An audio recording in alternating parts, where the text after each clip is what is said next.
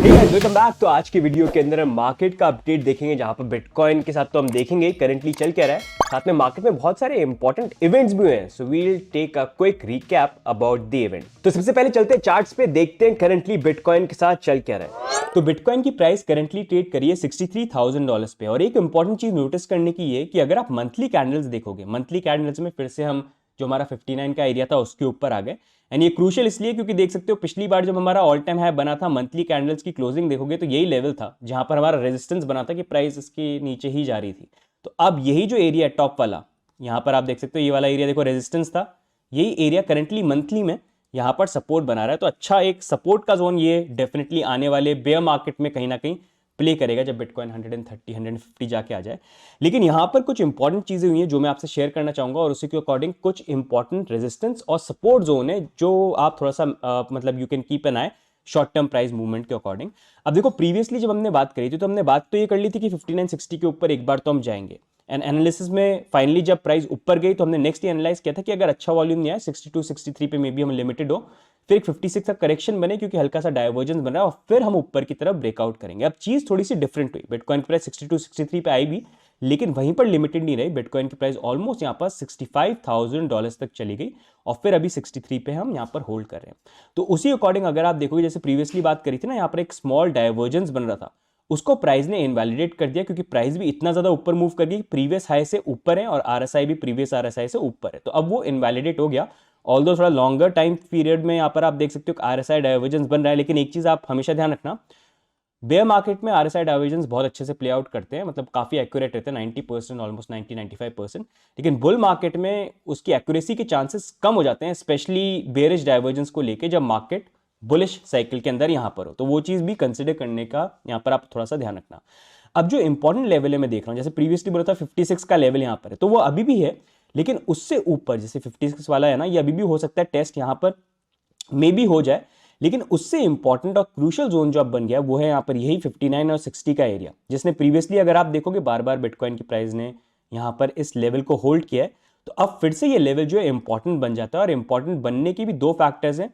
Support तो रही है यहाँ पर, लेकिन इस बार साथ में 20 डेली मूविंग एवरेज भी यहाँ पर आ गया, जो एक सपोर्ट की तरह यहाँ पर काम करना चाहिए। तो इसलिए यहाँ पर प्राइस वाइज अगर ये एरिया होल्ड करता है तो दैट विल बी गुड, लेकिन होल्ड नहीं करेगा तो फिर वो 56 का एरिया हो जाएगा। इन अ वे अगर बेरिश पर्सपेक्टिव से आपको आइडिया दूं तो थोड़ा सा ऐसा कुछ मूवमेंट में भी ऐसे करके, और फिर 56 और फिर समथिंग लाइक दिस।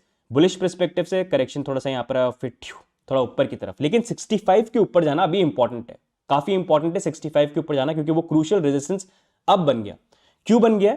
क्योंकि अगर हम यहाँ पर वीकली चार्ट्स पे आते हैं तो जैसे मैंने प्रीवियसली आपसे शेयर किया था कि 20 मूविंग एवरेज, जो काफी लोग शेयर करते हैं कि 20 मूविंग एवरेज के नीचे अगर प्राइस आ गई तो काफी लोगों का ये बोलना है कि जब भी ऐसा होता है बेयर मार्केट स्टार्ट हो जाता है।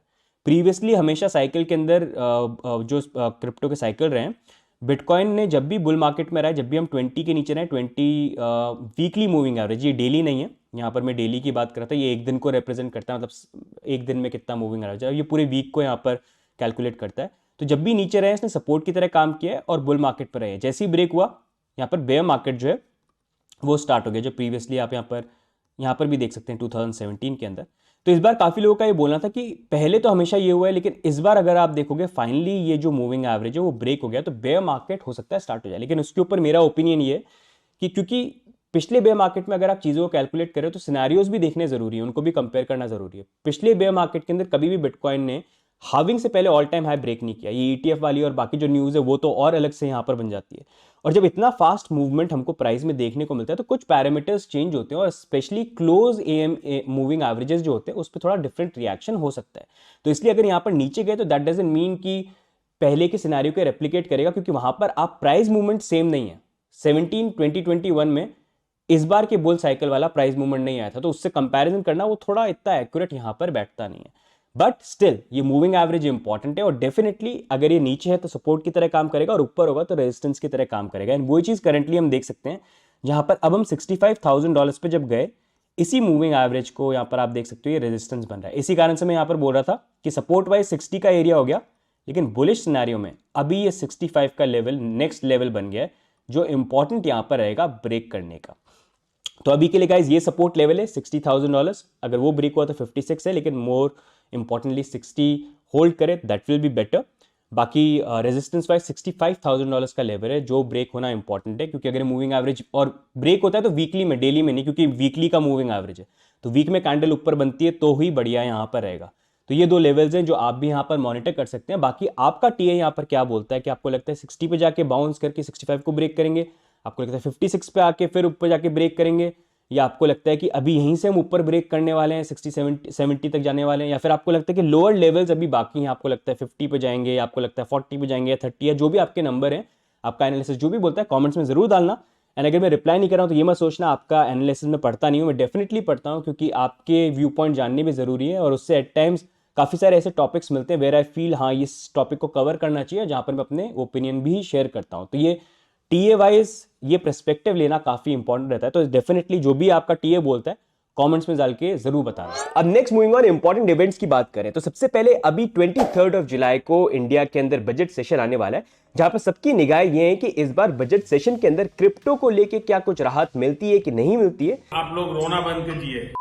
लेकिन राहत मिले या नहीं मिले उससे ज्यादा इंपॉर्टेंट कंसर्न सबके लिए भी ये बना हुआ है कि रिसेंटली सेबी ने एक डिपार्टमेंट को सेटअप किया था जो स्टडी कर रहे थे देखने के लिए, जहां पर उन्होंने रियलाइज किया इंडिया के अंदर एफएनओ मार्केट वर्ल्ड में वन ऑफ द बिगेस्ट बन रहा है, एंड बहुत सारे लोग उसके अंदर ट्रेड करते हैं, and almost 9 out of 10 losses यहां पर सफर करते हैं। तो उसको कैसे कंट्रोल किया जाए उसको लेके कुछ सजेशंस हैं जो उन्होंने दिए हैं, जहां पर उन्होंने बोला है कि करंटली एफएनओ के अंदर जो भी इनकम होती है वो बिजनेस इनकम में आती है, उसको स्पेकुलेटिव इनकम के अंदर मूव कर दिया जाए, जैसे एक तरह से क्रिप्टो या गैमलिंग एप्स यहां पर हो गई, एंड फिर उसके ऊपर फ्लैट 30% टैक्स यहां पर लगाया जाए, एंड प्रॉब्ली यहां पर टीडीएस इंप्लीमेंटेशन भी हो जाए। ये कुछ सजेशंस है जिसके बारे में मार्केट में बात हो रही है। इन दी एंड ये इंप्लीमेंट होते हैं कि नहीं होते हैं, इसका आंसर 23 जुलाई को मिलेगा जब फाइनली बजट सामने आएगा। एंड साथ में बड़ा क्वेश्चन ये भी है कि अगर एफएनओ मार्केट के अंदर, स्टॉक मार्केट में अगर ये इंप्लीमेंटेशन होते हैं तो क्या वो सेम इंप्लीमेंटेशन क्रिप्टो मार्केट के ऊपर भी आती है, या फिर जो लैंग्वेज है वो इस तरह से आती है कि कोई भी ऐसी ट्रेडिंग है एफएनओ रिलेटेड वो सभी उसके दायरे के अंदर जाती है। ये एक बहुत बड़ा क्वेश्चन है जिसका आंसर जो है अब 23 जुलाई को मिलेगा। सो लेट्स वेट एंड सी। हम मत बोलिए, अपने साथ मत जोड़िए, हमको अलग है। बाकी नेक्स्ट मूविंग ऑन, प्रीवियसली हमने चैनल के ऊपर कवर किया था कैसे यूएस के अंदर एसईसी का SAB 121 बिल जो है उसको डिसमिस करने के लिए कांग्रेस में लोगों ने उस बिल के अगेंस्ट में रिपेल बिल को इंट्रोड्यूस किया था, जो हाउस और सेनेट के अंदर पास भी हो गया था। लेकिन इस बिल को लेके यहां पर बाइडेन का ये बोलना था कि अगर पास हुआ मैं इसको वीटो करके रिजेक्ट यहां पर कर दूंगा। अभी SAB 121 बिल है क्या, तो बेसिकली ये रिस्ट्रिक्ट करता है जितनी भी यूएस की कंपनीज है अगर वो क्रिप्टो के अंदर इन्वेस्टमेंट करती है, बिटकॉइन को बाय करती है, होल्ड करती है, तो उसको वो डिस्क्लोज करना पड़ेगा, और उसमें जो बैलेंसेज है अनरियलाइज प्रॉफिट लॉस वो भी यहां पर काउंट होंगे। एंड क्योंकि क्रिप्टो वॉलेटाइल है तो काफी फर्म्स जो है डरती हैं यहां पर क्रिप्टो को अपनी बैलेंस शीट में होल्ड करने के लिए, तो इसी कारण से उस बिल को हटाने की कोशिश करी गई थी कि भाई अगर यहां पर क्रिप्टो बाय किया तो उस तरह से उसको यहां पर नहीं ट्रीट किया जाए। लेकिन फाइनली उस बिल को यहां पर प्रेसिडेंट बाइडेन ने वीटो कर दिया, एंड वीटो करने के बाद भी यहां पर यूएस हाउस जो था वो फेल कर गए उसको ओवरटर्न करने के लिए कि प्रेसिडेंट बाइडेन का जो वीटो है उसको भी यहां पर हटाया जाए। तो इंडियन यहां पर यूएस का SAB 121 बिल को हटाने के जो रिपेल बिल था उसकी जो कोशिश थी वो यहां पर नाकामयाब हो गई।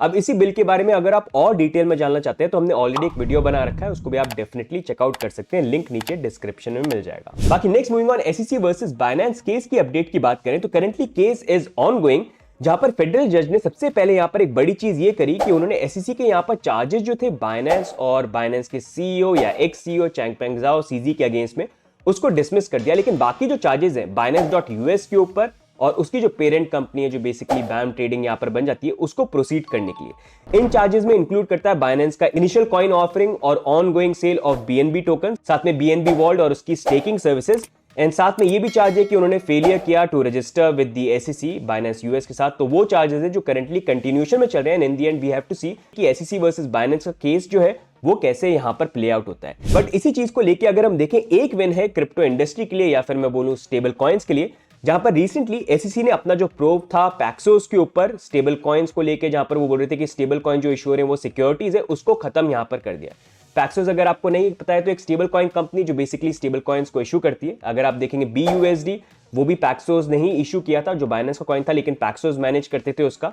साथ में पेपैल ने भी जो अपना stable coin PayPal USD launch किया था वो भी पैक्सोस ही यहां पर इशू कर रहा था। तो पैक्सोस के अगेंस्ट में यहां पर उन्होंने केस किया था कि आप जो स्टेबल कॉइन्स इशू कर रहे हैं वो सिक्योरिटीज बन जाते हैं। तो इसी चीज को लेकर SEC ने यहां पर BUSD के अगेंस्ट में भी केस किया था कि इट इज सिक्योरिटी, लेकिन अब फाइनली उन्होंने अपने केस को यहां पर ड्रॉप कर दिया है। अब केस को ड्रॉप तो कर दिया है, लेकिन बाइनेंस USD कॉइन जो एक टाइम पे सेकंड लीडिंग स्टेबल कॉइन था आज की डेट में उसका नामो निशान भी नहीं है। इनफैक्ट तो स्टेबल कॉइन को पूरा कंप्लीटली एंड करना पड़ा यहाँ पर बाइनेंस को। बट स्टिल ये जो डिसीजन है इससे एक आइडिया मिल रहा है कि स्टेबल कॉइन को लेके कुछ ना कुछ पर्सपेक्टिव यहाँ पर एसईसी का चेंज हुआ है और उसके अडॉप्शन जो होते हैं या क्लैरिटी कैसे आगे मूव करना है वो थोड़ी और यहाँ पर कहीं ना कहीं क्लियर हुई है या मे बी और ज्यादा यहाँ पर आगे क्लियर हो। बाकी नेक्स्ट मूविंग ऑन हम टॉन की बात करेंगे, टेलीग्राम नेटवर्क जिसका नेटवर्क अभी काफी मैसिव तरीके से अडॉप्शन लेके आ रहा है in terms of users at least, जहां पर बहुत सारे इन एप्लीकेशन गेम्स आ रहे हैं। जैसे नॉट कॉइन आया था वैसे हैमस्टर कॉम्बैट जिसका आपने कहीं ना कहीं देखा होगा, हमने भी उसके क्रेज के ऊपर वीडियो बनाया। More than 200-300 million sign up हो गए विद इन 3 मंथ्स। हर दिन यहाँ पर 4 से 5 लोग यहाँ पर मिलियन सब्सक्राइब कर रहे हैं। तो उनकी ब्लॉकचेन के ऊपर आज के डेट में साइन अप्स काफी ज्यादा हो रहे हैं और इसी को देखते हुए टॉन ब्लॉकचेन ने यहाँ पर अनाउंस किया है कि वो यहाँ पर अपनी खुद की लेयर 2 चेन को भी लॉन्च करने वाले हैं यूजिंग पॉलीगॉन्स टेक्नोलॉजी, जिससे स्केलेबिलिटी को लेके अगर सोल्यूशन चाहिए तो वो और टॉन ब्लॉकचेन के ऊपर लेके आ पाए। अब यहीं पर नेक्स्ट मूविंग ऑन हम बात करते हैं पोल्काडॉट को लेके, जहां पर पोल्काडॉट की मार्केटिंग को लेके फट तो बहुत ज्यादा चलता है लेकिन उसकी टेक्नोलॉजी में जो चेंजेस आ रहे हैं उसको लेके कवरेज थोड़ी कम होती है। तो उसी कवरेज को हम यहाँ पर सामने लेके आएंगे, जहां पर रिसेंटली पोल्काडॉट का डीकोडेड इवेंट हुआ और वहां पर उन्होंने कुछ चीज अनाउंस करी जो आगे डिफाइन करेंगी पोल्काडॉट किस तरह से टेक्नोलॉजी में चेंजेस लेके आ रहा है और कैसे वेब 2 के यूजर्स या नॉर्मल यूजर्स को ऑनबोर्ड करेंगे वो क्रिप्टो के अंदर। तो सबसे पहले यहाँ पर सबसे बड़ा अनाउंसमेंट है जैम का, जिसको हमने प्रीवियसली भी बात करी थी कि उसके ऊपर हम वीडियो आपके लिए लेके आएंगे, क्योंकि जैम जब आएगा तो वो कंप्लीटली पोल्काडॉट अभी जिस तरह से है उसको चेंज कर देगा एंड एक बहुत बड़ा पावर हाउस बनाने के लिए टेक्नोलॉजी वो लेके आ रहे हैं, ऐसा कुछ लोगों का यहाँ पर बोलना है। इन दी एंड जैम यहाँ पर जब फाइनली आएगा तो स्मार्ट कॉन्ट्रैक्ट्स भी यहाँ पर एनेबल हो जाएंगे रिले चेन के ऊपर, पोल्काडॉट के ऊपर, जहां पर करंटली स्मार्ट कॉन्ट्रैक्ट्स नहीं होते, सिर्फ ट्रांजैक्शन होते हैं। एंड जैम मेन चेन बन जाएगी जिसके ऊपर पोल्काडॉट की रिले चेन रहेगी और बाकी चीजें रहेंगी एंड फिर बाकी चेन्स वगैरह बहुत सारे अलग अलग चीजें यहाँ पर आ सकती हैं। तो इन अ वे बहुत बड़ा एक मास्टर कंप्यूटर बनाने के लिए ये जैम टेक्नोलॉजी है जिसको वो इंट्रोड्यूस कर रहे हैं, जो आज तक ब्लॉकचेन के ऊपर ट्राई नहीं हुआ है। पोल्काडॉट इसको करने की कोशिश कर रहा है। इसी चीज को लेके अगर आप देखेंगे गैविन वुड जिन्होंने ग्रे पेपर लिखा है जैम का, उन्होंने अनाउंस किया अराउंड 10 मिलियन रिवॉर्ड्स यहां पर मिलेंगे जो लोग जैम को बनाएंगे और उसको बिल्ड यहां पर करेंगे। अब बाकी ये जैम है क्या और कैसे पूरे पोल्काडॉट के इकोसिस्टम को चेंज कर सकता है उसके बारे में हम आने वाले वीडियो के अंदर बात करेंगे। लेकिन नेक्स्ट मूविंग और अगर हम जैम से मूव करते हैं तो वहां पर और भी कुछ चीजें पोल्काडॉट ने अनाउंस करी, जहां पर उन्होंने पोल्काडॉट एप्लीकेशन अनाउंस करी, जहां पर उन्होंने बोला कि अभी करंटली पोल्काडॉट पे अगर लोगों को वॉलेट्स वगैरह बनाने, चीजें वगैरह बनानी है तो वो काफी ज्यादा कॉम्प्लिकेटेड है। अब पोल्काडॉट एप्लीकेशन जो आएगी वो यहाँ पर वेब 2 यूजर्स जो है उनको ऑनबोर्ड करने के लिए चीजें इजी बना देंगे, जहां पर अगर उनके वॉलेट उनको सेटअप करने तो ये पोल्काडॉट ऐप के थ्रू उनको ना सीड फेस की जरूरत होगी, ना यूजर नेम की जरूरत होगी, ना पासवर्ड की। एप्पल और गूगल की पास की के थ्रू वो यहाँ पर अपने अकाउंट को एक्सेस कर सकते हैं। एक क्लिक के साथ अगर वो अपने टोकन को स्टेक करना चाहते हैं वो स्टेक भी कर सकते हैं। और साथ में पोल्काडॉट पे की बात करें तो ये एक तरह से पेमेंट एप्लीकेशन हो गई जिसके अंदर लोग यहां पर अराउंड 1 मिलियन स्टोर्स यूएस के अंदर और 365 कंट्रीज के अंदर पोल्काडॉट पे का यूज करके रिटेल शॉप्स में जाके चीजों को बाय कर सकते हैं। और ये गिफ्ट कार्ड एप्लीकेशन होगी, मतलब आप गिफ्ट कार्ड वगैरह बाय करके आप लोड कर सकते हैं अपने पोल्काडॉट पे के अंदर और फिर उससे आप उसको यहां पर स्पेंड कर सकते हैं। ये मूव उन्होंने इसलिए रखा था कि और लोग जो है और यूजेबिलिटी जो है पोल्काडॉट टोकन की वो बेसिकली यहां पर बढ़े।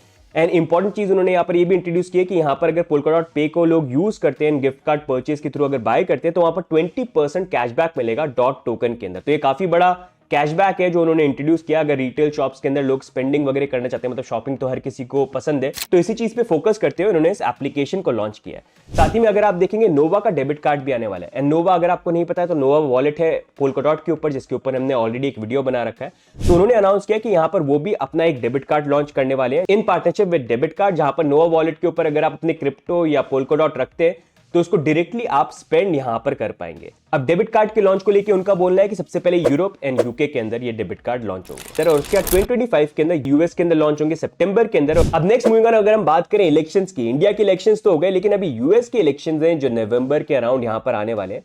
एंड अभी मेन जो यहाँ पर कंपटीशन है वो है यहाँ पर करंट प्रेसिडेंट बाइडेन और डोनाल्ड ट्रंप के अगेंस्ट में, जहां पर अगर आप बाइडेन को देखेंगे तो वो काफी क्रिप्टो के अगेंस्ट में यहाँ पर दिखे, लेकिन डोनाल्ड ट्रंप को देखेंगे जो एक टाइम पे क्रिप्टो के अगेंस्ट में थे लेकिन आज की डेट में काफी सपोर्ट कर रहे हैं क्रिप्टो को। काफी स्टेटमेंट्स उनकी ऐसी भी हैं जहां पर उन्होंने बोला कि सीबीडीसी को लॉन्च नहीं होने देंगे यूएस के अंदर अगर वो प्रेसिडेंट बन जाते हैं। साथ में क्रिप्टो और बिटकॉइन जो उसको अडॉप्शन वो बढ़ाएंगे यूएस के अंदर। I will ensure that the future of crypto and the future of Bitcoin will be made in the USA, not driven overseas. I will support the right to self-custody to the nation's 50 million crypto holders. I say this with your vote. I will keep Elizabeth Warren and her goons away from your Bitcoin. And I will never allow the creation of a central bank digital currency.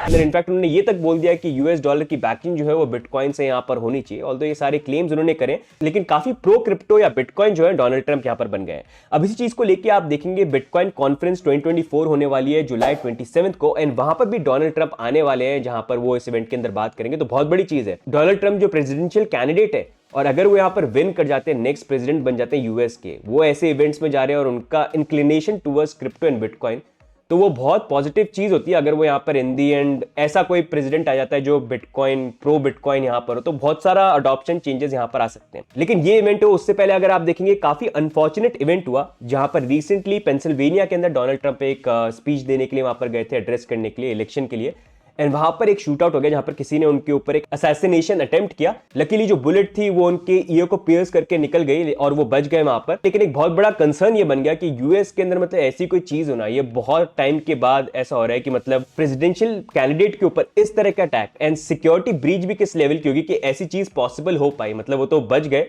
अगर गोली लग जाती तो वहां पर security कैसे lapse हुई, कैसे उन्होंने मिस किया, जबकि इतने सारे सिक्योरिटी पर्सनल वहां पर थे। बहुत बड़ा क्वेश्चन बन जाता है। इनफैक्ट डोनाल्ड ट्रंप को लेकर अगर आप देखेंगे, हमारे प्राइम मिनिस्टर ने भी यहां पर ट्वीट किया। अब इन दी एंड देखना ही है कि ये सब होने के बाद क्या 27 जुलाई को बिटकॉइन कॉन्फ्रेंस के अंदर वो फिर भी आते हैं या फिर नहीं आते हैं। We'll have to wait and C.